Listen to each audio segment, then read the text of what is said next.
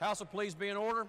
Those not having privileges of the floor will please vacate the chamber at this time. All members and guests in the galleries will please rise as we are led in prayer today by Pastor Jerry Merle. Pastor Merle is the guest of the gentleman, Delegate Martin from the 45th District and Delegate Martin of the 46th District. Let's pray. Gracious Lord of life and creation, as we open this session today, we come with an awareness of our need for you and the guidance you offer through the Holy Spirit. You promised in your word that if we'd ask for wisdom, you'd honor that request. We ask for wisdom to serve the great people of this state in ways which are beneficial to them and honorable to you. At times, we've all trusted in our own understanding without acknowledging your will or word, and we repent of our pride. Grant unity to this assembly. May we respect even those with whom we have differences and find resolutions for the benefit of our citizens. May we serve all of our citizens, regardless of age, social status, gender, or ethnicity. May we value all as souls created in your image, including the unborn. Bless those in law enforcement who protect us. Bless those in our military who defend our freedom. Bless our first responders who serve so selflessly. And bless our educators in this state who enlighten our children. Bless this assembly as they serve this state. Grant us the ability to govern righteously with equity. Your word declares, blessed is the nation whose God is the Lord. Help us to honor you as Lord, not only in word, but in deed. We honor the majestic name of Jesus, asking these things in his name. And everyone said, amen. Amen. Members and guests will please remain standing as we are led in the Pledge of Allegiance today by the gentleman from the 46th District, Delegate Martin. Thank you, Mr. Speaker. If the guests and members would please join me in saying the Pledge of Allegiance. I pledge allegiance to the flag of the United States of America and to the republic for which it stands, one nation under God, indivisible, with liberty and justice for all. Members and guests may be seated. Reading of the Journal. Journal of the House of Delegates, Charleston, Friday, February 1st, 2019. Gentleman from the 45th District, Delegate Martin. Mr. Speaker, I ask unanimous consent that the further reading of the journal be dispensed with and that it be approved as being read. The gentleman from the 45th District asks unanimous consent that further reading of the journal be dispensed with and that it be approved as having been read. Is there objection? Chair hears no objection. So ordered. Lady from the 49th. Mr. Speaker, I ask unanimous consent to proceed to the 7th order of business for the purpose of considering H.R. 10, memorializing the life of the Honorable James Michael Casey. Is there objection? Is there objection? Chair hears no objection. Would the members and guests in the gallery please rise? Lady from the 49th may proceed. Thank you, Mr. Speaker. Today we have with us the family of James Michael Casey. Escorting our special guest into the chamber are delegates Staggers, Caputo, Butler, Miley, Cadle, and Higginbotham. Will the clerk please report the resolution? House Resolution 10. Lady from the 49th. Mr. Speaker, I ask unanimous consent that reference of the resolution to a committee be dispensed with and that be taken up for immediate consideration and put upon its adoption. The lady from the 49th asked unanimous consent that the committee reference for H.R. 10 be dispensed with, that the resolution be taken up for immediate consideration and put upon its adoption. Are there objections? Chair hears no objections. Clerk will read the resolution. Whereas James Michael Casey was born on April 3rd, 1949 in Parsons, West Virginia, a son of the late Leo A. Casey and Elizabeth Blackman Casey. In addition to his parents, James was preceded in death by his sisters Jo Ellen and Mary Ann, and is survived by his sister Elizabeth Pritchard and his two children, Mary Ann and John.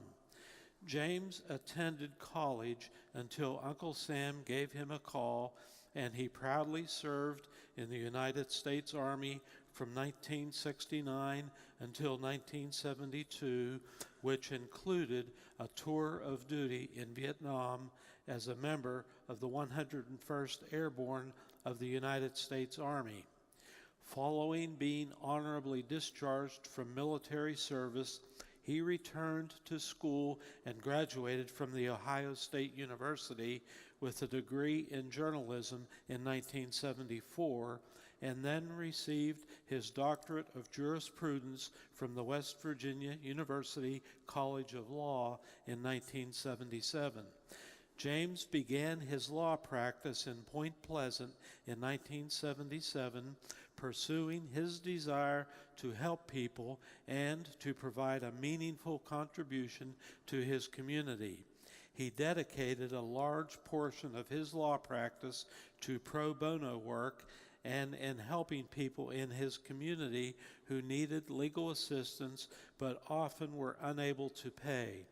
James was also committed to the advancement and professionalism of the practice of law, serving as president of the Mason County Bar Association, Board of Governors for the West Virginia Bar Association, and a career-long member of the West Virginia Association for Justice. James was elected to the House of Delegates in 1982 and 1984, and while serving, advocated for the needs of Mason County residents and state citizens, social justice, and human rights. He particularly enjoyed his service on the House Judiciary Committee, which, in his view, was the finest and most deliberative body of the West Virginia legislature. James' legislative service fanned his passion for government affairs, and for the next 35 years, he served in a variety of roles, working with the West Virginia legislature, most notably continuing his advocacy for civil justice, working for the West Virginia Association of Justice, and as a longtime lobbyist for the West Virginia Beer Wholesalers Association.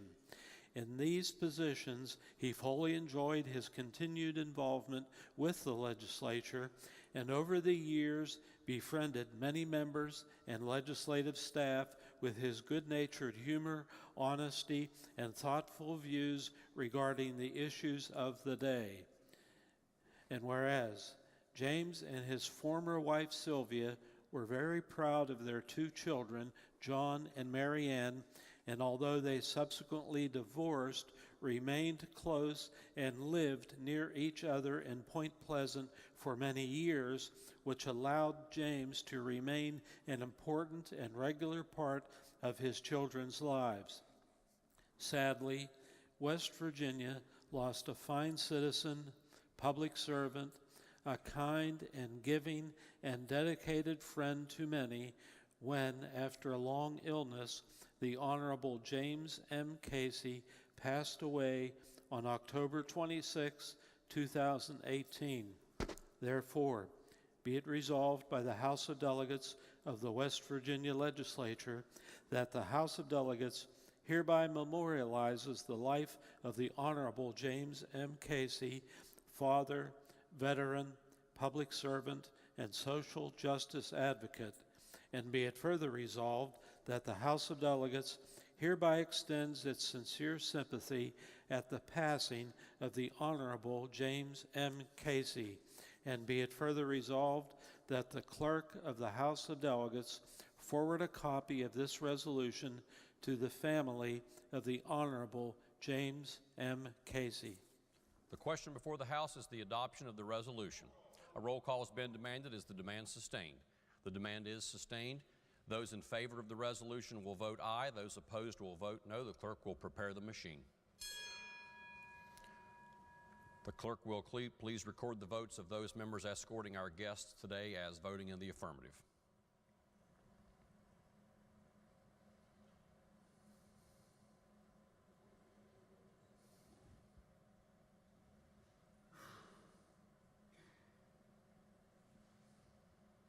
Has every member voted? If so, the clerk will close the machine and ascertain the result. On this question, 93 ayes, 0 nays, 7 members absent not voting. More than a majority of those present having voted in the affirmative, the chair declares the resolution adopted. Members and guests will please be at ease while the chair presents the resolution.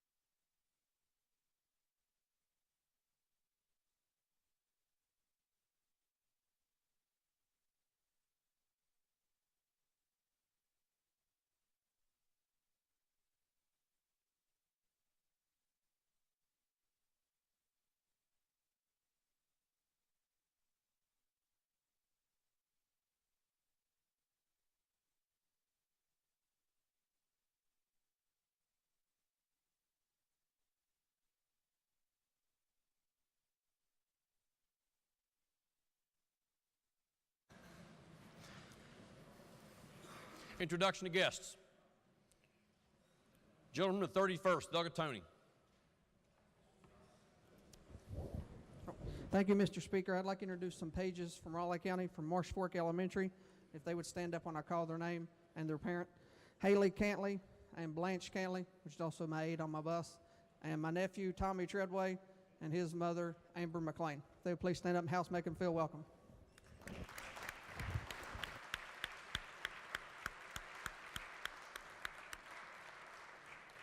Gentleman from the 46th, Doug Martin. Thank you, Mr. Speaker.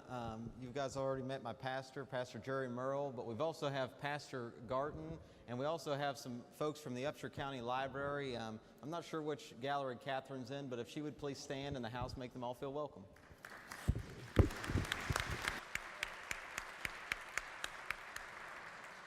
Gentleman from the 28th, Doug Pack. Thank you, Mr. Speaker. On behalf of Delegate Cooper and myself, we have a page with us today from Summers Middle School. We have Miss Ava Stover, and she is accompanied by Amber Stover. If they would please stand in the house, make them welcome.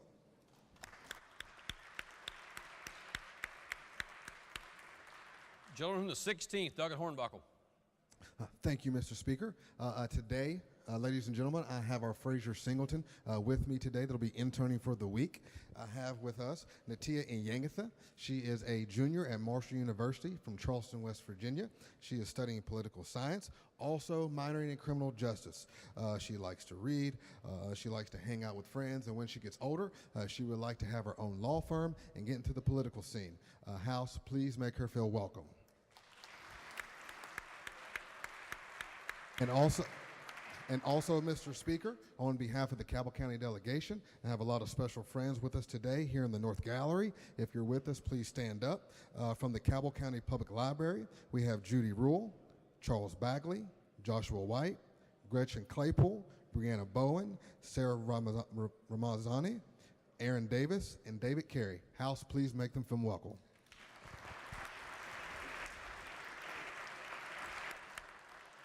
Gentleman from the 7th, Doug Harshbarger. Thank you, Mr. Speaker. Today, too, I'm also blessed to have a Fraser Singleton intern with me. Her name is Hunter Whittington. She is from Huntington, West Virginia. She's 19 years old, a junior at Marshall University, and she aspires to be an FBI agent. So you'll see her shadowing me this week, so we'll house give her a warm welcome. Thank you.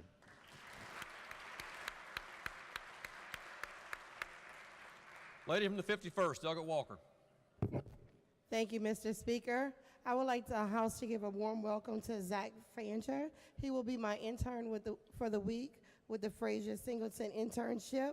He attends Fairmont State University, majoring in history and political science. Will the House please make him feel welcome? Lady from the 38th, Doug Graves. Thank you, Mr. Speaker. I'd like to introduce my intern. His name is Ryan McCoy. He, like me, I went to West Virginia State University to get my accounting hours, and that is where he attends. And just from being able to talk to him the little bit we've spoken this morning, I really lucked out in the lottery for interns. I'm very happy. Thank you.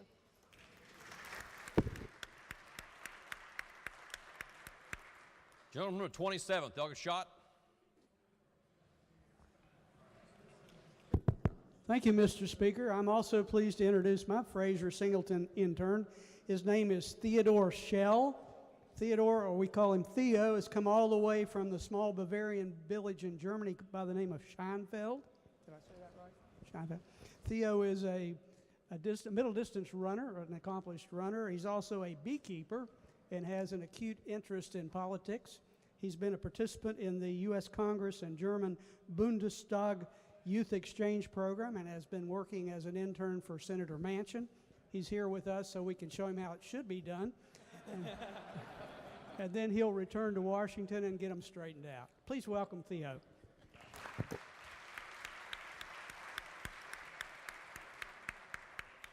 Gentleman from the 8th, Doug Anderson.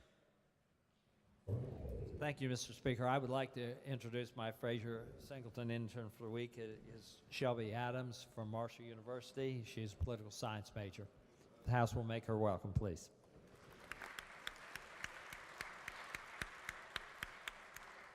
Gentleman from the 4th, Doug Canestraro. Thank you, Mr. Speaker. We have several people here for Library Day from the Northern Panhandle. Starting from Marshall County, we have from the Marshall County Public Library, Susan Riley and Catherine Fiorchi. The Ohio County Public Library, Dottie Thomas. From the Brooke County Library, Alexandra Eberly. They're in the South Gallery. If they would stand up and ask the House to make them feel welcome.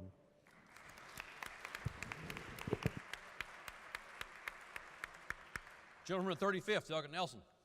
Yes, thank you, Mr. Speaker. Yes, today the delegates from Kanawha County are very proud to have Ann Silbernagel here in the South Gallery, along with our new director of the Kanawha County Public Libraries, Rita Grover. If they would stand and if the members would please make them welcome. Thank you.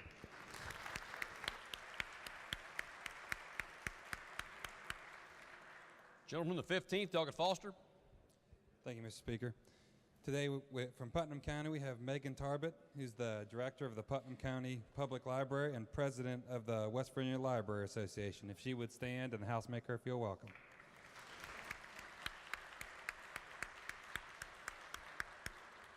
Gentleman from the 44th, Douglas Hannah.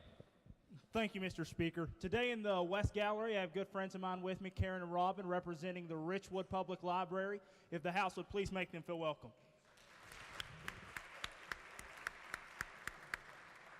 Lady from the 36th, Douglas E. Step Burton. Thank you, Mr. Speaker. I'm here to introduce my intern, Allison Carpenter. She is 19 years old. She goes to the University of Charleston as a political science major, and she hopes to be an intelligence analyst when she grows up. I'm very happy to have her. Guys, make her feel welcome. Thank you.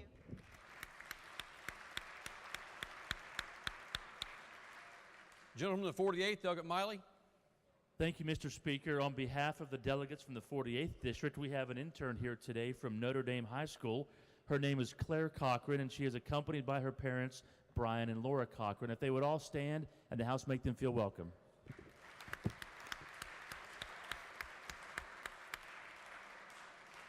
Gentleman from the 9th, Douglas Holland. Thank you, Mr. Speaker.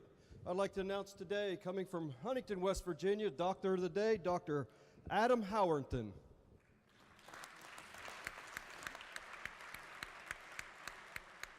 Lady from the 32nd, Douglas Kessinger.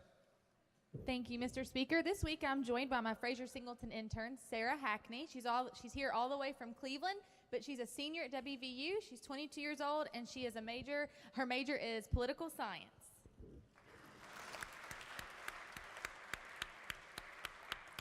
Gentleman from the 34th, Douglas Boggs. Speaker, we are blessed to have wonderful libraries in Braxton County, and we have representatives from two of those libraries here today. In the South Gallery, we have Connie Skidmore from Sutton Public Library, and we have Beth Anderson from Burnsville Public Library.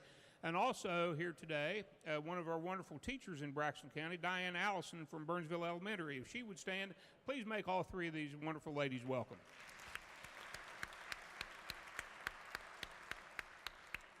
Gentleman from the 36th, Douglas Robinson.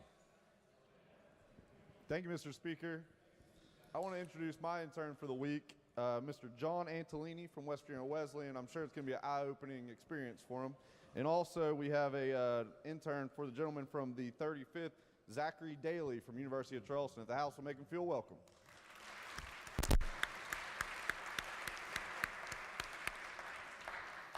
Gentleman from the 62nd, Douglas Bibby.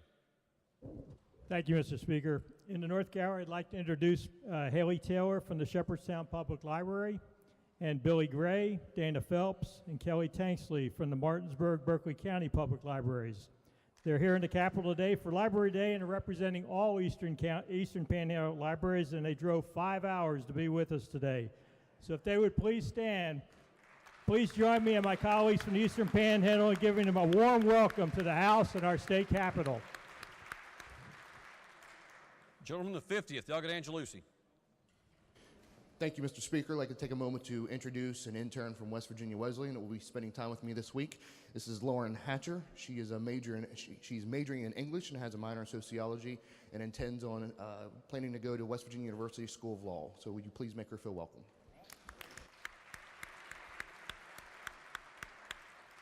Gentleman from the 28th, Douglas Cooper. Thank you, Mr. Speaker. In the West Gallery, we have some more librarians.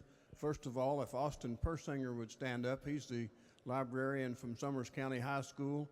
And escorting him today is Miss Nancy Kales. She's kind of active in everything, and especially in the library. So let's please make them welcome.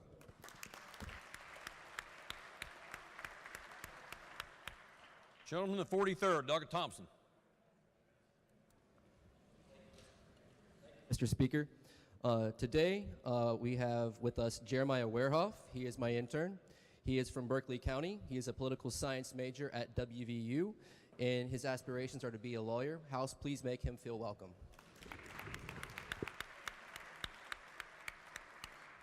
Gentleman, the 25th, Doug Painter. Thank you, Mr. Speaker. With the Page program today, I'd like to introduce from the prettiest place in the world and home of the finest people in the world, the 25th District. Coming to you from Oceana Middle School, we have Mr. Ethan Justice, Jacob Klein, Owen Heyman, and they're accompanied by Chad Heyman, Whitney Hearns, and Tanya Justice. If you'd all give them a big house welcome, thank you.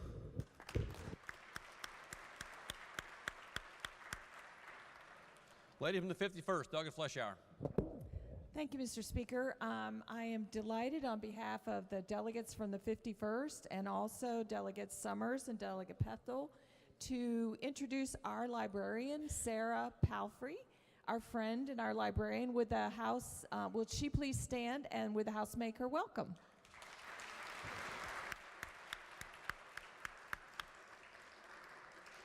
Gentleman, the 17th, Doug Rohrbach. Thank you, Mr. Speaker. Joining us today is my Fraser Singleton intern for the week, Miss Lydia Sylvester, who is a senior in political science at Marshall University and wanting to go to law school. So if the House would make her welcome.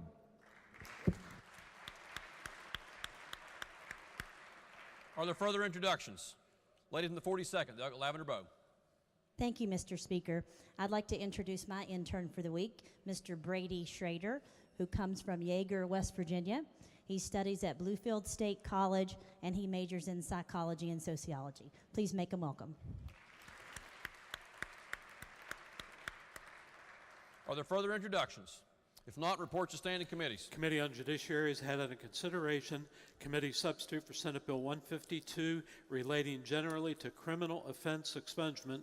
Reports the same back with amendment with the recommendation that it do pass as amended, that it be referred to Committee on Finance. Report to be received. Bill be referred to the Committee on Finance. Committee on Banking and Insurance has had under consideration House Bill 2609 relating to presumptions of abandonment and indication of ownership and property. Reports the same back with its title amended with the recommendation that it do pass, that it be referred to Committee on Judiciary. Report to be received. Bill be referred to the Committee on Judiciary. Committee on Judiciary has had under consideration House Bill 2481 permitting retail liquor licensees to sell alcoholic beverages from 10 a.m. to 10 p.m. on Sundays. Reports back committee substitute, therefore, with the recommendation that the committee substitute do pass. Report to be received. Committee on Judiciary has had under consideration committee substitute for Senate Bill 240, repealing certain legislative rules no longer authorized or are obsolete. Reports the same back with amendment with the recommendation that do pass as amended. Report to be received. Originating in the Committee on Senior, Children, and Family Issues is House Concurrent Resolution 48, urging the Commissioner of the Bureau for Public Health to designate Alzheimer's disease and other dementias as a public health issue.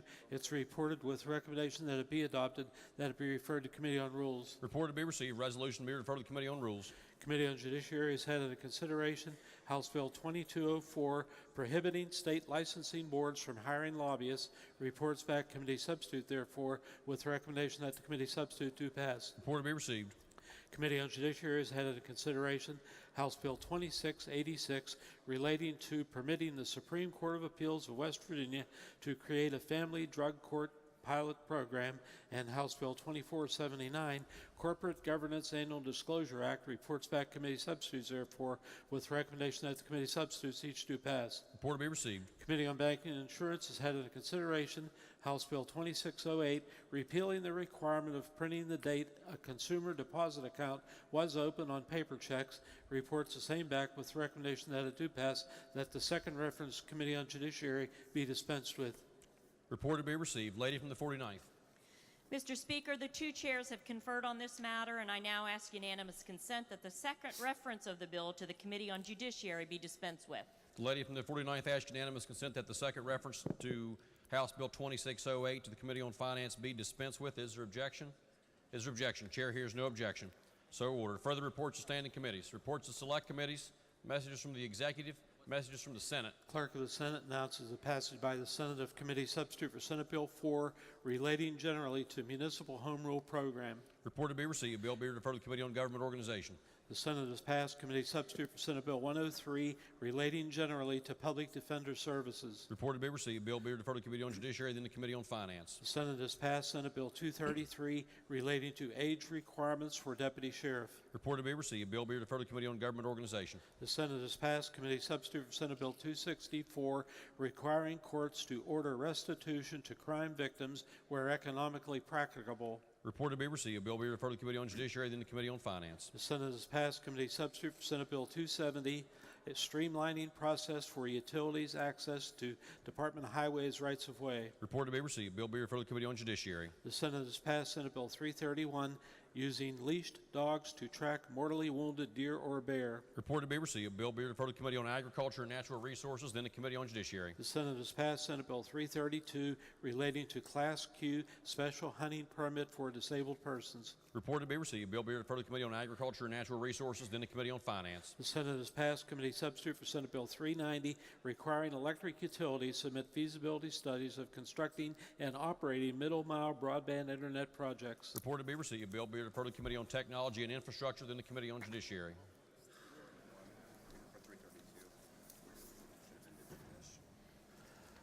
Are there further messages from the Senate?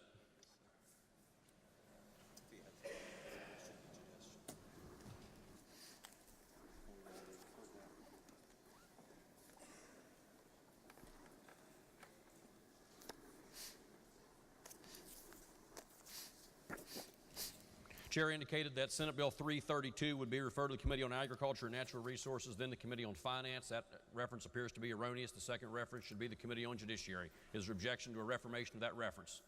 Chair hears no objection. So ordered. Further reports or messages from the Senate. Resolutions. House Concurrent Resolution 49, United States Marine Corps Private First Class Danny Marshall Memorial Bridge. Resolution to be referred to the Committee on Technology and Infrastructure, then the Committee on Rules. Further resolutions, petitions, motions, bills introduced. House Bill 2829 relating to the termination of severance taxes on limestone and sandstone. Lady from the 49th. Mr. Speaker, I ask unanimous consent that the further reading of bills introduced be dispensed with and they be considered as formally introduced and referred to the appropriate committees as indicated on the chamber automation system. Lady from the 49th asks unanimous consent that further reading of bills introduced be dispensed with and that each bill be considered as having been formally introduced and referred to the appropriate committees as shown on the chamber automation system. Is there objection? Is there objection? Chair hears no objection. Unfinished business. Bills on third reading. Committee Substitute for House Bill 2607 relating to the licensure of nursing homes. Gentleman 27th, Delegate Ellington, to explain the bill. Thank you, Mr. Speaker. The committee substitute updates the article regulating nursing homes. The bill differentiates between the director of OFLAC, which is the Office of Health Facilities Licensure and Certification, and the secretary of DHHR. The previous language defined the director as the secretary, which made the article confusing. Definitions are placed in alphabetical order within the bill. Reference to surveyors throughout the bill are renamed as inspectors. Provisions are removed which require reporting to the Health Care Authority. These provisions are no longer necessary because nursing home facilities were exempted from those provisions in 2017. Financial information from the facilities are also maintained by the Bureau of Medical Services and Medicaid. Mr. Speaker, I urge passage of the bill. The question before the House is, shall the bill pass? Are the members who wish to speak to the passage of the bill? Gentleman from the 34th, Douglas Boggs. Gentleman yield for a question. Yes, sir. Thank you. And I just wanted to touch base. This has nothing to do with certificate of need. Is that correct? No, it does not. Okay. In the previous certificate of need bill, we exempted nursing homes from their reporting before. So that's why this has to be changed in this bill. Okay, thank you. Are there further members who wish to speak to the passage of the bill? If not, the question before the House is, shall the bill pass? Those in favor will vote aye. Those opposed will vote no. The clerk will prepare the machine.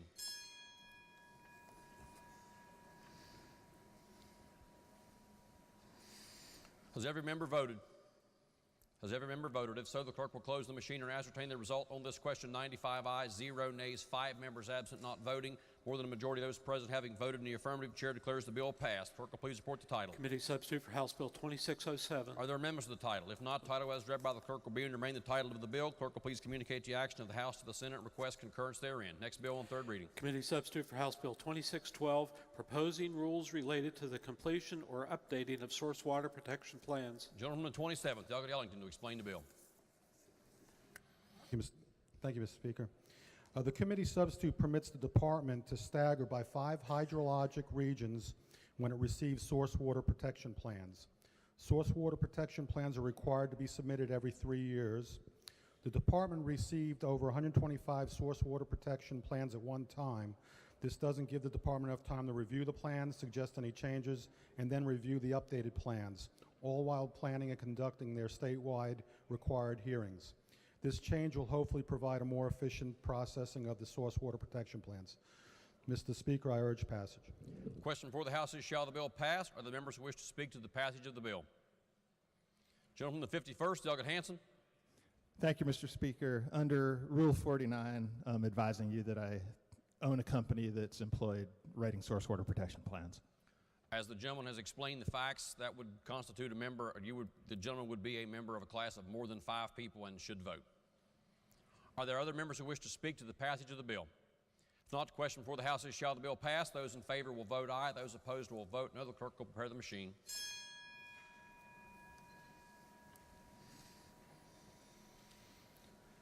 Has every member voted?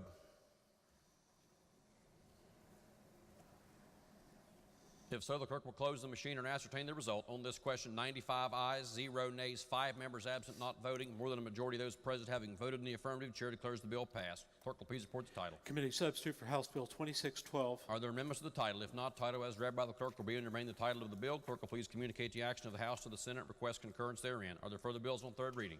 If not, bills on second reading. Senate Bill 268, updating meaning of federal taxable income in West Virginia Corporation Net Income Tax Act. Are there amendments? If not, bill will be advanced. Senate Bill 269, updating terms used in West Virginia Personal Income Tax Act. Are there amendments? Bill will be advanced. Committee substitute for House Bill 2004, providing for a program of instruction in workplace preparedness. Are there amendments? Delegate Robinson moves to amend the bill. This is HFA Robinson 2-4. Does the gentleman 36, Delegate Robinson, wish to explain the amendment? Gentleman may proceed. Thank you, Mr. Speaker. The amendment I have here is a pilot program. In the bill, we have some curriculum recommendations that we add to curriculum of middle school to high school. And what I have here is a pilot program that would actually create a program of an exploration of career and technical education. So that would take through, and you can look through the parameters on the system, but it would, I'll briefly tell you that it'll take through, invites guest speakers that will provide particular professions with education requirements, the cost of that education, availability of that education, average salary, average longevity, and transferability skills. It also asked, just like the House Bill 2004, that you have developing a resume and preparing for a job interview. However, House Bill 2004 does not give the following parameters of performing a job search, developing and deploying personal networks to find job opportunities, academic skills, researching and mission requirements for vocational schools, community colleges, technical schools, public and private universities, and other post-secondary academic institutions, researching employment rates and average salaries for graduates of vocational schools, etc. Also, there is another addition at the end that would give a certificate for completing what's called the STEP Act, which is the name of this pilot program. And it gives a certificate just for the fact that it allows us to try to track and evaluate what that student does in the future so we can follow this program, whether to grow the pilot program or keep it as a pilot program. And the bill does not provide any additional funding. The middle school has to opt into the program. They cannot be forced to do so by the Board of Education. And I believe that's all the highlights I have, Mr. Speaker. So I urge passes, available for questions, and request the right to close. Question before the House is the adoption of the amendment. Are there members who wish to speak to the adoption of the amendment? Gentleman from the 48th, Delegate Hamrick. Thank you, Mr. Speaker. Today I rise in opposition to this amendment. This amendment is very similar to an amendment that was offered in a subcommittee to this bill in the Education Committee. This bill contemplates providing information to students on general workforce preparedness and more specific on career and technical programs of study to all students and their parents beginning in middle schools. The bill already also requires guidelines for schools working through their LSICs and business partners to communicate to students the common skills and attributes sought by employers and prospective employees. This amendment begins a pilot elective course in a middle school that I do not believe is necessary. Also, I believe it is taking away some of the local control in this matter. In middle school, students need to begin thinking about their options for the programs of study they may pursue in high school, but more importantly, they need to concentrate on learning the knowledge and skills that will help them succeed in whatever they choose. So I don't think that we need to add another course to the middle school curriculum at this time. So, Mr. Speaker, for those reasons, I urge the members to vote no on this amendment. The gentleman is 66, Delegate Espinosa. Thank you, Mr. Speaker. Will the chairman yield? Chairman does yield. Thank you, Mr. Chairman. I believe I heard you say, and it's my understanding that very similar amendment, if not an identical amendment, was offered in House Education. Yes, it was. We did commit this bill to a subcommittee, and in that subcommittee, an amendment almost identical, if not identical to this, was rejected in that subcommittee. Then the bill did come to the full committee and pass out unanimously. So the amendment, after being submitted to the subcommittee, it was the recommendation from the subcommittee was to reject this particular amendment. I think, as I recall, I think there might have been some discussion that perhaps this might, be an ideal for a standalone bill, but that, that it should be considered on its merits as opposed to trying to insert it into this particular piece of legislation. Am I recalling that? Yes, correctly? You're correct. We did discuss that with the members that sponsored the amendment, and there was a recommendation that a separate bill be run. So we actually are looking at that and working on that at this time. Probably the week after next or so, we'll get around to that. So this proposed amendment, it was taken up by the subcommittee. They recommended that it be rejected. The committee as a whole adopted that subcommittee report to reject the amendment. Yes. And so now we're back here again considering this twice rejected amendment. Is that where we are? Yes, exactly. And also I'd add that we did have some discussion with some in the State Department that also stated this may add some cost. I know it says use additional resources in the amendment, or existing resources in the amendment currently, and it's sort of allowable to the counties to decide whether or not they want to do it, but they would have to get resources from somewhere to provide this additional course. Thank you very much. I think I know what to do here. Before the gentleman from 36 closes debate, are there other members who wish to speak to the adoption of the amendment? If not, the gentleman from 36th. Thank you, Mr. Speaker. Will the chairman yield? Chairman does yield. Mr. Chairman, I'm not serving on your committee. Can you tell me the reason it was not allowed into the bill in subcommittee?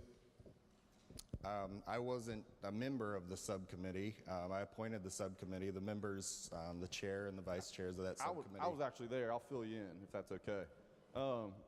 The gentleman from Wetzel, I believe, directed that he may introduce a similar bill almost identical to this, and he'd have it ready in a week.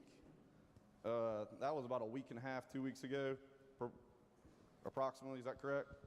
Yeah, I mean, there were comments that the gentleman was working on a bill that had some similar provisions on it. So it was my intention to work together with. Have you received that bill yet? I don't know. Council, I don't think it's been introduced yet. Council's been working on some other projects at the moment. But it is my full intention to work together with members of both parties to come up with a bill, even if we have to originate it. So possibly this bill could save you some work. We put it in here, we vet it here, and we pass it on to the Senate, right?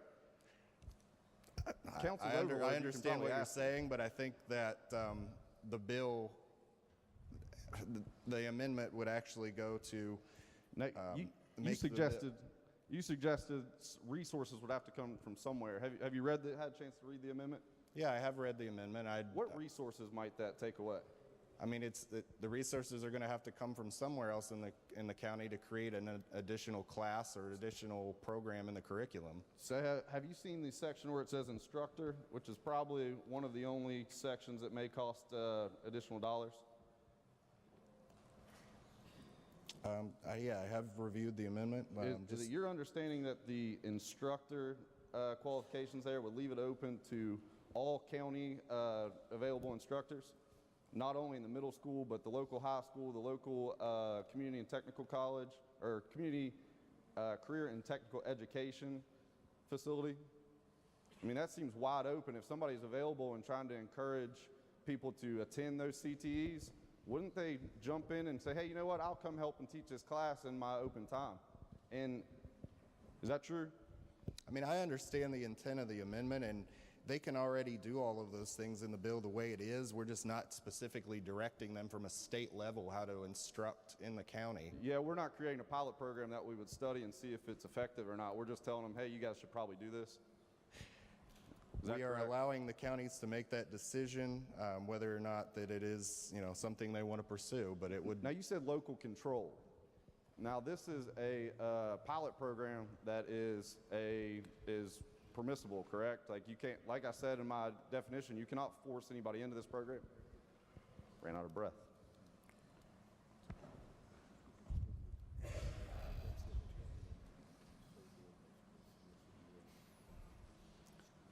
As council's probably telling you, you can go in and it's a permissive thing for you to join in or be the first 10. And if they don't get the 10, they can offer, the county board can offer other incentives for them to join in and try to collect the first 10, correct?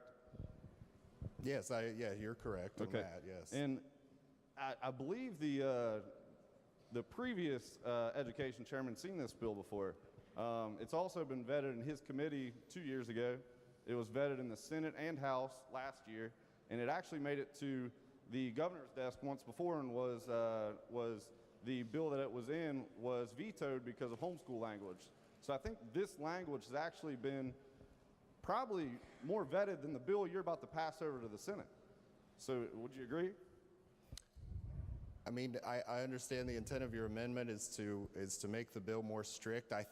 Personally, I think that it confuses the intent of the bill and makes it, less of an option for the county. So that's my stance on the amendment and the bill. Now, House Bill 2004.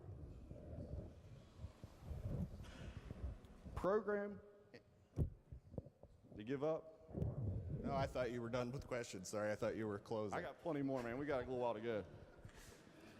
Now, House Bill 2004 says program and workforce preparedness, and it gives a list of resume and curriculum vitae, preparedness, interview skills, customer service expectations, conflict management, interpersonal relationships, workplace expectations, leadership and career development. The program of instruction also shall include guidelines for schools working through their local school improvement councils.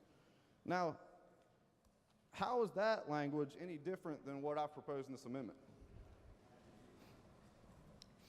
I mean, tell me how what the language in 2004 is less restrictive than what I proposed in the amendment.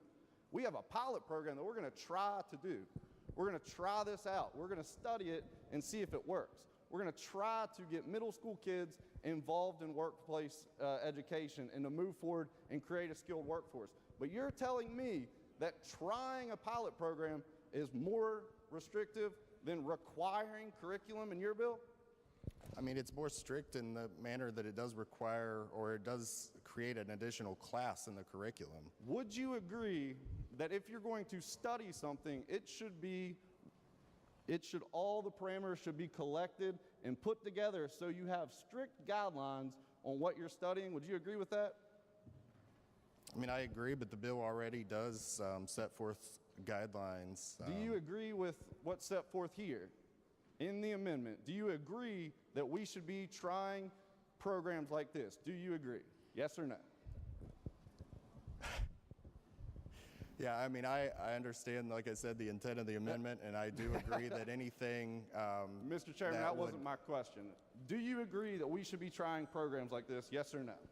I was getting there, but I do agree that we should do anything that increases the ability of students to gain vocational and Do you technical believe career introducing education. students in the 7th and 8th grade to career and technical education would increase the likelihood that they join one of these classes and strive to get one of the certifications that we have set forth in House Bill 2004?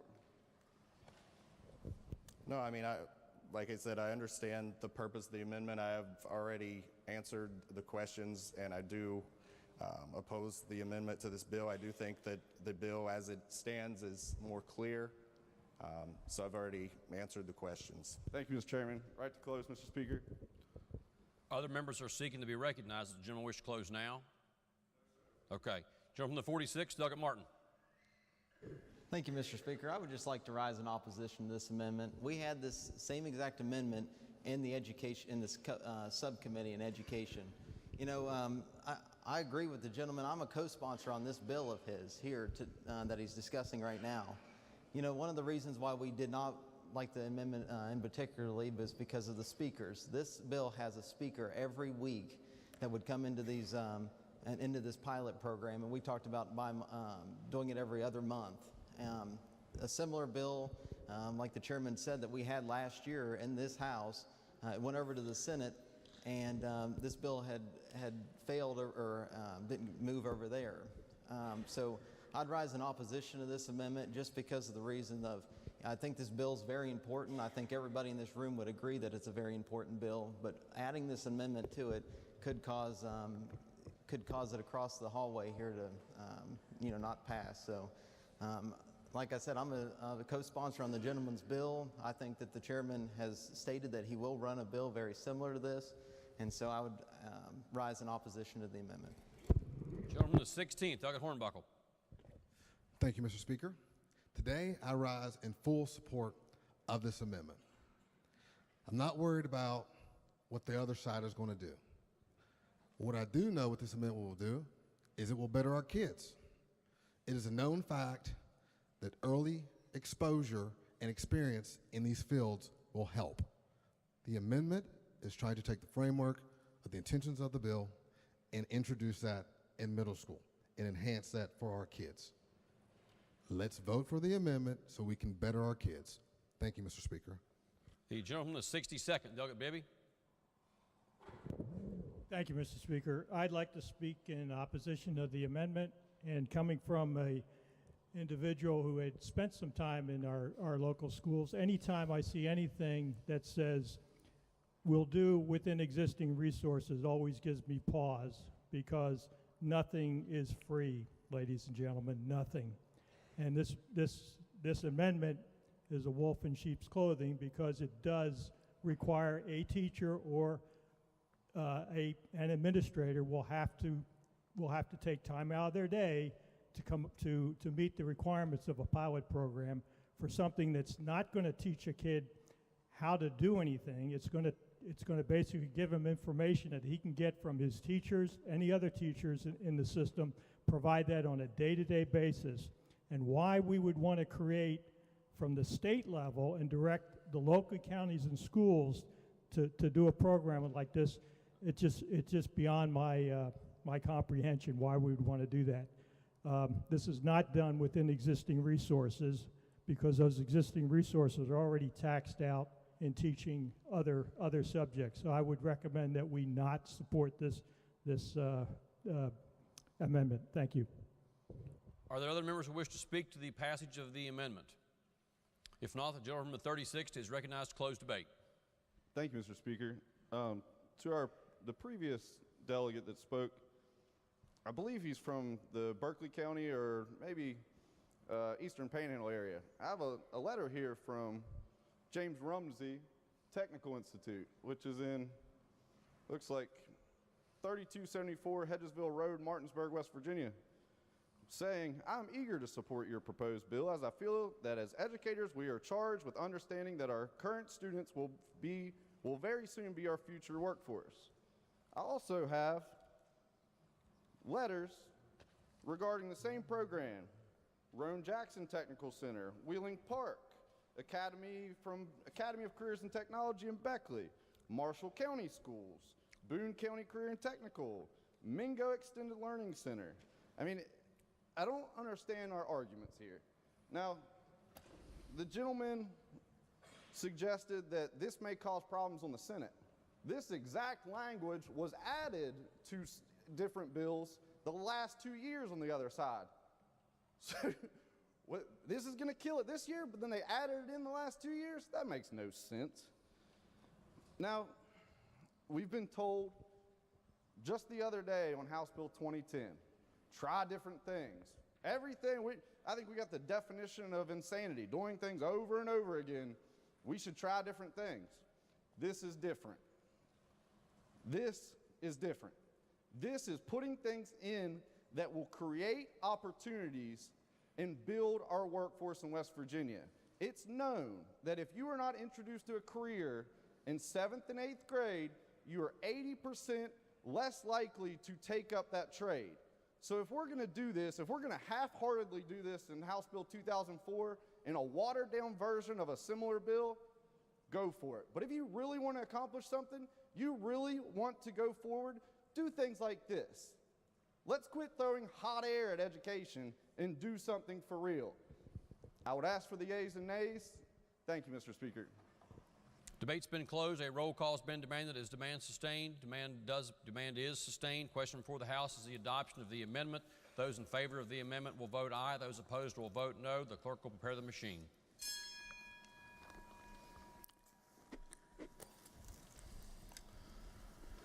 Has every member voted? If so, the clerk will close the machine and ascertain the result. On this question, 39 ayes, 56 nays, 5 members absent, not voting. More than a majority of those present, less than a majority of those present having voted in the affirmative. Chair declares the amendment is rejected. Are there further amendments? If not, the bill will be advanced. Committee substitute for House Bill 2363 relating to the Upper Kanawha Valley Resiliency and Revitalization Programs. Lady from the 49th. Thank you, Mr. Speaker. I ask unanimous consent to postpone action 1 day. Lady from the 49th asks unanimous consent that action on committee substitute for House Bill 2363 be postponed 1 day. Is there objection? Chair hears no objection. Next bill on second reading. Committee substitute for House Bill 2420 establishing the Mountaineer Trail Network Recreation Authority. Are there amendments? Bill to be advanced. House Bill 2666 supplemental appropriation to the Department of Veterans Assistance. Are there amendments? Bill to be advanced. House Bill 2668 supplemental appropriation Department of Administration Public Defender Services. Are there amendments? Bill to be advanced.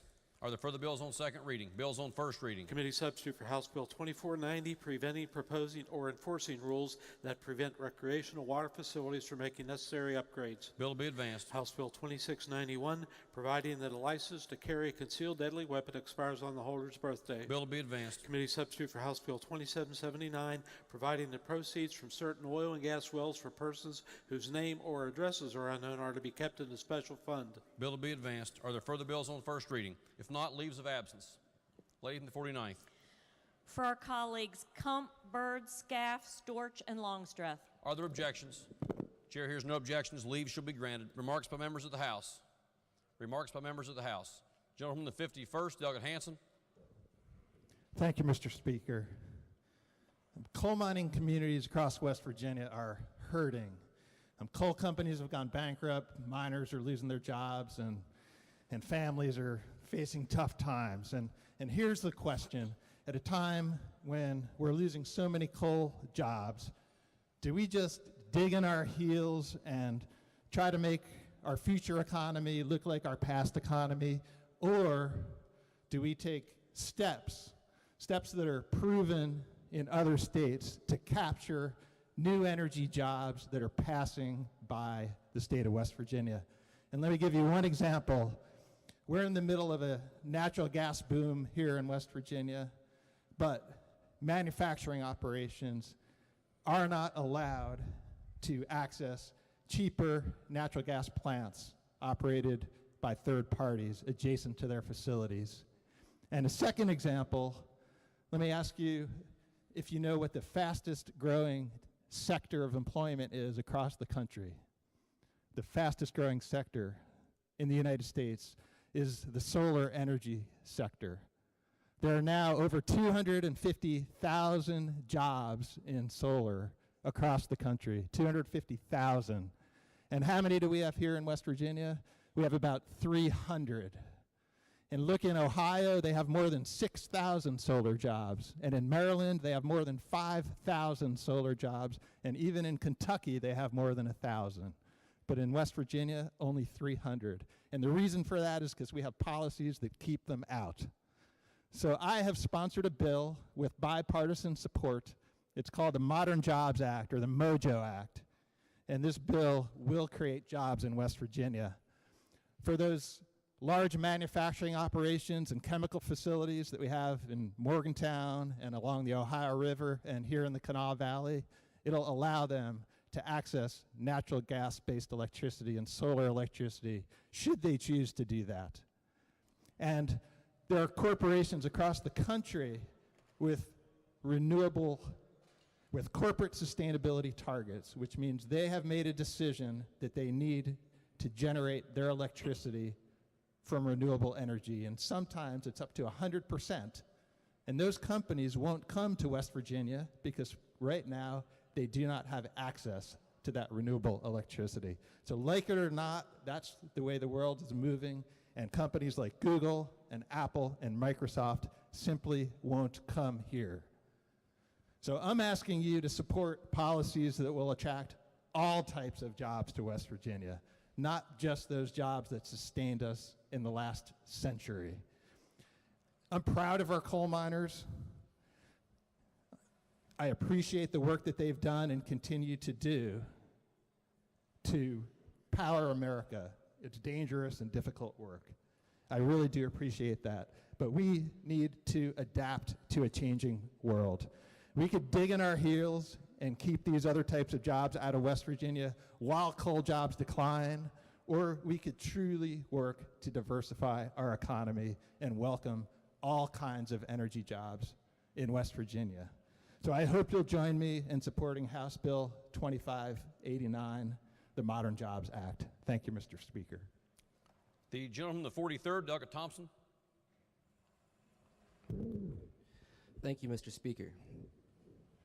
In February 2018, thousands and thousands of teachers, service personnel, and others came down to the Capitol after years and years of neglect and dealing with legislation from people who have no experience in the classroom.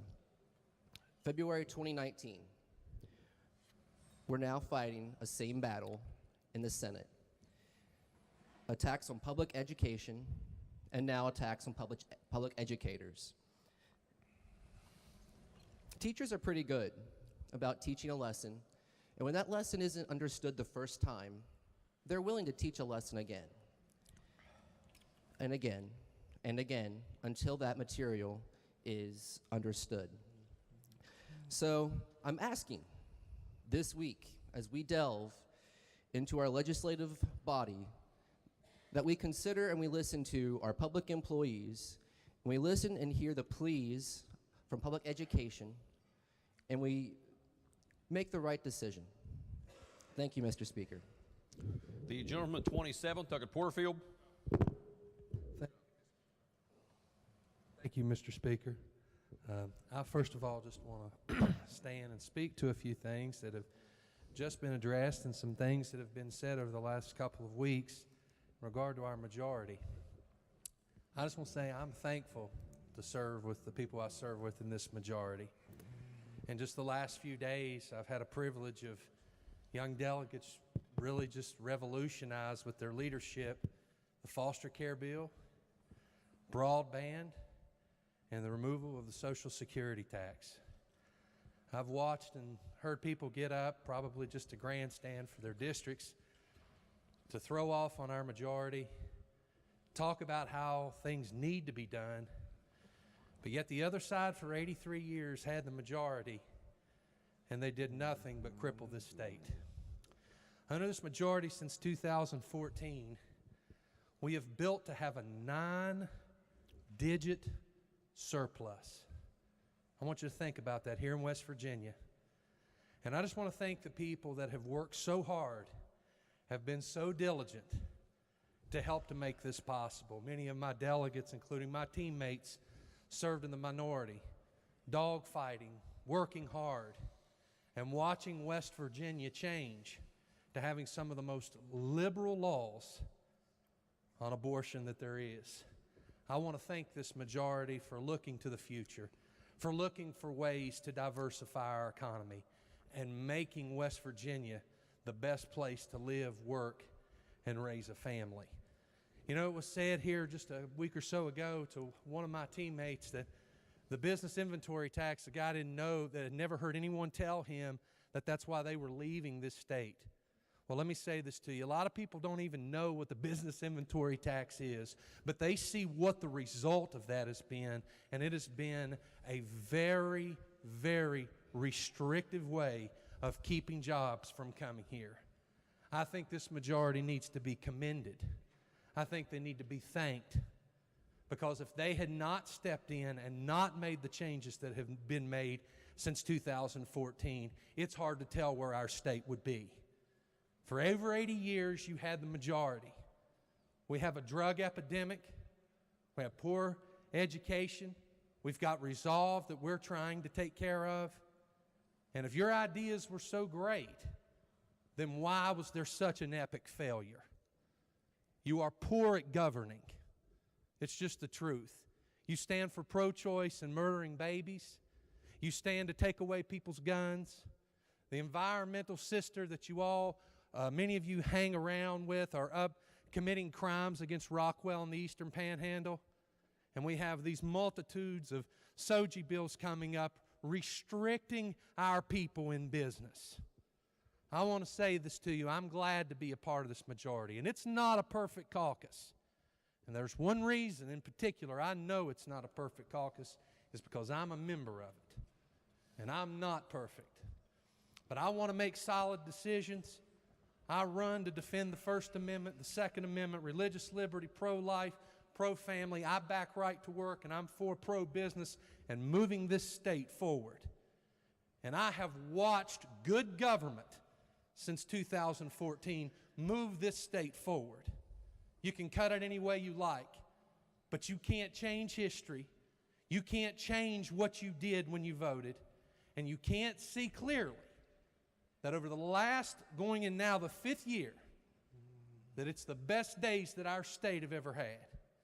And I want to encourage the folks that are making decisions here that you've got people that are for what you're doing, and there may be things that some of us disagree on peripheral things, but as a whole, I think you should be commended for trying to make this state the best place to live, work, and raise a family.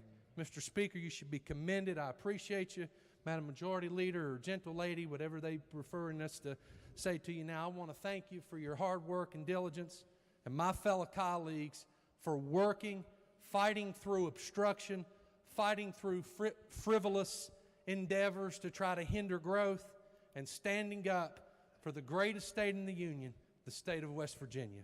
God bless you. Gentleman the 16th, Thurgood Hornbuckle. Thank you, Mr. Speaker. I stand before you today to let you all know that I am proud to be on our team. On our team. Yes, we're Democrats. Yes, we're Republicans. One is in the minority, one is the majority. But polarization gets us nowhere. And I'm on our team, Team West Virginia. And I would like for that to be duly noted. As I also stand before you today, I want to bring greetings. I want to bring cheer. But I also want to bring caution, as today is a holiday. That holiday is Omnibus Eve. Much like Christmas Eve, we're waiting on a present from the Senate. And this present comes in the form of a bill. Now, Christmas, as we all know, has a lot of tradition with it. And for most of us in this body, to me, it means celebrating the birth of Jesus Christ. And also with that, you get a couple presents, maybe one, maybe two, multiple, depends on what your situation is. But I have yet to hear or see a present that has grandma's socks in it and dad's TV on it and your sister's Barbies all put together. That would be crazy. Education reform is Christmas. Education reform is Christmas. And what we should be doing, we should be celebrating students, teachers, and parents with that holiday. But I'm afraid that what we're doing right now is we're simply going to be favoring outside interests and political motives. And like Christmas, it has a list. And when you make a Christmas list, it is usually the people that are asking for items that are able to put that list together, not someone else. It should be noted that there was bipartisan opposition to this, but it was only partisan support. I think that should be duly noted. It should also be noted that reform means different things to different people. Reform can mean pay, it can mean the insurance structure, it can mean charter schools, okay? It can mean inclusion and diversity, it can mean differential pay, it can mean all these things. And with it being different to all of us, that's good, that's healthy. And you debate those items for what they are as separate issues, and you get the best for the public with that. And what I'm asking, Mr. Speaker, in your short term, you have led with honesty, integrity, okay? You've done those things. You've had wisdom. And I ask that you continue that as we receive this present from the Senate. There should be no shortcuts. There should be no circus acts like they have performed in the Senate. And like typical, we're left to clean up their mess. And that's what this body will have to do. And again, no matter where you stand on these issues, we need to be debating those as separate issues. We need to be debating those as separate issues. So, Mr. Speaker, I'm asking that as we do this, all of us together, to make sure that we uphold democracy. Make sure we take this to the committee process, get the best product for the people, and make sure that those students, teachers, and parents are at the table. Thank you, Mr. Speaker. The gentleman with 37th, Douglas Pushkin. Thank you, Mr. Speaker.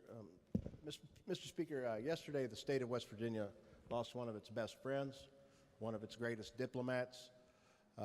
George Daugherty, also known to many throughout the world as the Earl of Elkview, passed away yesterday. George served his country in the U.S. Army in South Korea.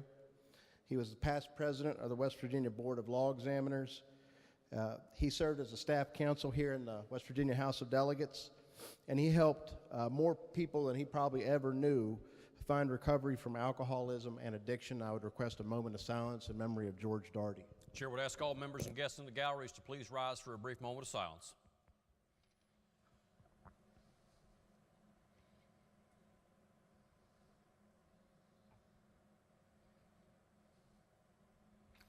Members and guests may be seated.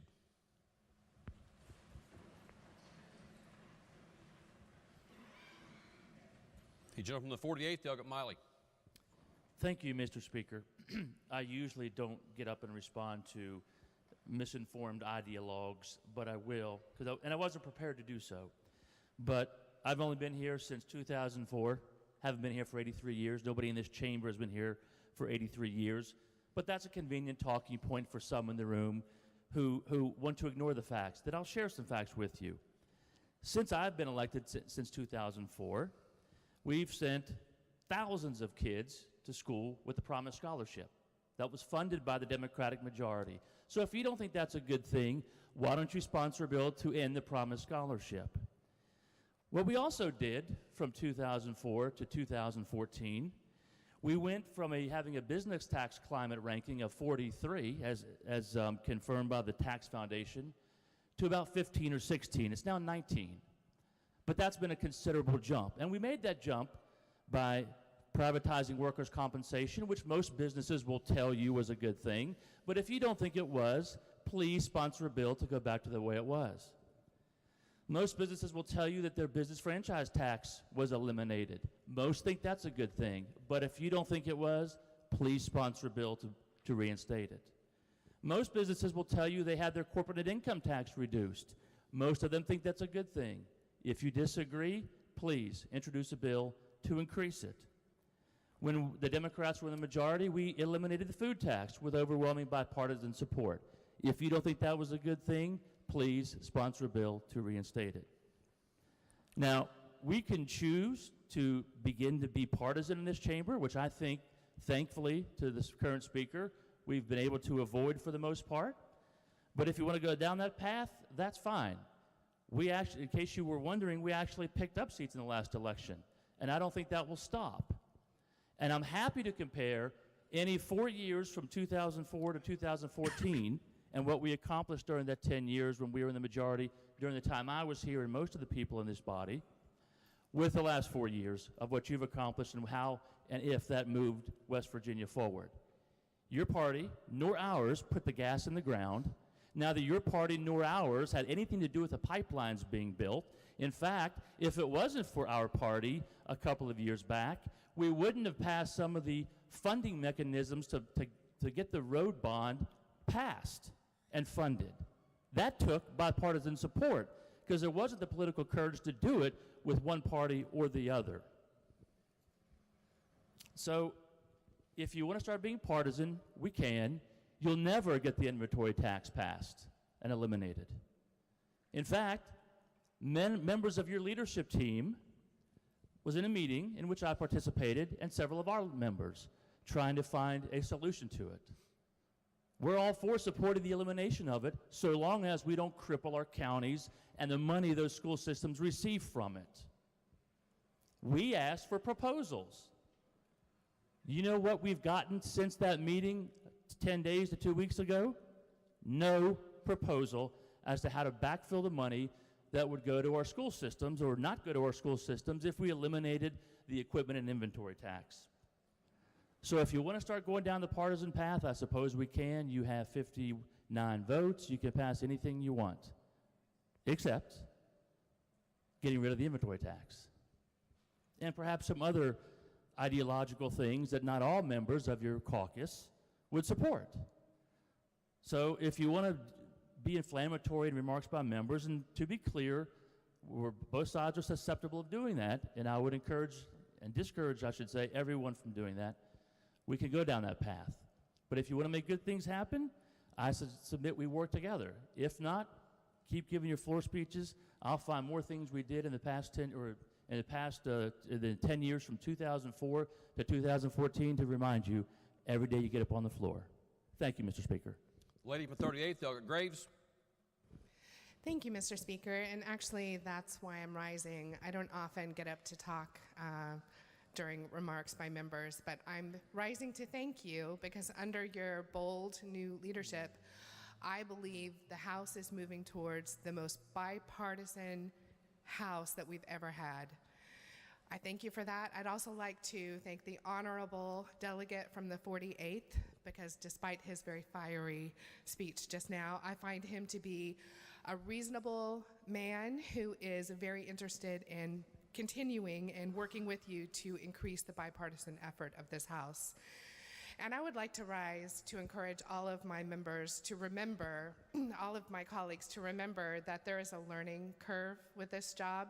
I don't know if you remember when the very first time I got to speak last year when I was appointed, I forgot to stand up when I addressed the speaker and stayed in my chair and talked to him while seated. There's definitely a learning curve to this job. And while my colleague spoke very passionately from the heart, I think we all realize that the only way that we will move this state forward is if we do it together. So I appreciate the effort the speaker and the honorable delegate from the 48th have made to try to move together in the same direction, raising our boats, winning the race, whatever metaphor you want to use. It doesn't work if half of us are left behind. It doesn't work for our people, and it certainly doesn't work for our efforts here on this floor. So thank you very much, Mr. Speaker, and I hope that all of my colleagues will look to our honorable leaders to continue that effort. Gentleman with 61st, Delegate Barrett. Thank you, Mr. Speaker. We ask unanimous consent that the remarks by the gentleman from the 51st, Delegate Hansen, the remarks by the gentleman from the 16th, Delegate Hornbuckle, Delegate Thompson from the 43rd, Delegate Miley from the 48th, and Delegate Pushkin from the 37th will be placed in the appendix of the journal. Also, Mr. Speaker, I would just like a brief update on many of you know that the Martinsburg girls basketball team was involved in an accident on I-64 Saturday night. I spoke with Principal Trent Sherman this morning, and he assured me that there are no major injuries. I think only one broken bone. And he wanted me to pass on his sincere gratitude not only to several members of this body for their love and support, prayers on social media, but also the people of West Virginia. Mr. Speaker, it's unfortunate that sometimes tragic times like this is what brings us together, but it does show that West Virginia, we're just all one big family. So thank you, Mr. Speaker. Are there objections to the gentleman's request? If not, the comments shall be included. Gentleman from the 51st, Douglas Williams. Thank you, Mr. Speaker. I ask unanimous consent that the remarks from my friend, the gentlelady from the 38th, be printed in the appendix of the journal. Are there objections? Chair hears no objections. Introduction to guests. Introduction to guests. If not, miscellaneous business. Gentleman from the 46th, Douglas Martin. Lady from the 49th. Thank you, Mr. Speaker. I move, subject to announcements, that the House adjourn until 11 a.m. Tuesday, February 5th. Question before the House is a motion by the lady from the 49th that the House stand adjourned until 11 a.m. tomorrow, Tuesday, February 5th. Are there announcements? Gentleman from the 10th, Douglas Chris. Thank you, Mr. Speaker. Your committee on finance will meet Monday afternoon at 2 p.m. to take up legislation. The agenda will be posted. Gentleman from the 35th, Douglas Capito. Thank you, Mr. Speaker. At 2 o'clock today, the Committee on the Judiciary will reconvene in the committee room to continue working the posted agenda. Thank you. Gentleman from the 21st, Douglas Dean. Thank you, Mr. Speaker. Your Committee on Education will meet today at 3 p.m. in the House Education Committee room. Republican members will caucus in the chairman's office at 2:30. Lady from the 38th, Douglas Graves. Thank you, Mr. Speaker. Your Committee on Pensions and Retirement will meet tomorrow at 4 p.m. in the House Finance Room, and the agenda will be posted. Gentleman from the 28th, Douglas Pack. Thank you, Mr. Speaker. Your Committee on Government Organization will meet today at 2 p.m. in the House Government Organization Committee room. The agenda has been posted. Additionally, Mr. Speaker, Republican members of the House will caucus here in the chamber, and we will begin at 6 p.m. Gentleman from the 13th, Douglas Cadle. Thank you, Mr. Speaker. Your Committee on Agriculture and Natural Resources will meet tomorrow morning at 8:30 a.m. in the Government Organization room, and the agenda will be posted. Thank you. Gentleman from the 46th, Douglas Martin. Thank you, Mr. Speaker. Your Committee on Industry and Labor will meet tomorrow at 10 a.m. in the Government Organization Room. The agenda will be posted. Gentleman from the 16th, Douglas Linville. Thank you, Mr. Speaker. Your Committee on Technology and Infrastructure will meet today at 1 p.m. in the House Government Organization Room. The agenda has been posted. Gentleman from the 53rd, Douglas Jennings. Thank you, Mr. Speaker. The Committee on Fire and EMS will meet today at 4 o'clock in the Gov Org Room. The agenda is posted. Thank you. Gentleman from the 23rd, Douglas Miller. Thank you, Mr. Speaker. Minority members of Industry and Labor will caucus at 9:45 tomorrow in room 252. That's minority members, 9:45, 252. Thank you. Gentleman from the 60th, Douglas Wilson. Thank you, Mr. Speaker. Your subcommittee on the study of proposals of Article 5 under the U.S. Constitution will meet today, February 4th, immediately following the adjournment of the House Committee on the Judiciary in the House Judiciary Committee room. Gentleman from the 10th, Douglas Kelly. Thank you, Mr. Speaker. Your Committee on Energy will meet tomorrow at 2 o'clock in Judiciary Conference Room. Again, that's tomorrow at 2 o'clock in Judiciary Conference Room. Republican members of the Energy Committee will caucus in the Chairman's office at 1:30 prior to that meeting. The agenda for Tuesday will be posted. Gentleman from the 41st, Douglas Hill. Thank you, Mr. Speaker. Your Committee on Health and Human Resources will meet tomorrow at 2 p.m. in room 215E. Republicans will caucus in the Chairman's office at 1:30. The agenda will be posted. Gentleman from the 46th, Douglas Martin. Thank you, Mr. Speaker. Again, the committee members on Industry and Labor will caucus in the Chairman's office at 9:30 in the morning. Thank you. Lady from the 32nd, Douglas Staggers. Thank you, Mr. Speaker. The Democratic members of the Health and Human Resources will meet at 1:30 tomorrow in 2:30. Thank you. Lady in the 49th. Thank you, Mr. Speaker. The last day to introduce bills is February 12th. Members need to have their bills to bill drafting pre-approved by February 8th for introduction. Are there further announcements? If not, the question before the House is a motion by the lady from the 49th that the House stand adjourned until 11 a.m. tomorrow. Those in favor, please say aye. Those opposed, please say no. Ayes have it, and the motion is adopted. The House is adjourned until 11 a.m. tomorrow.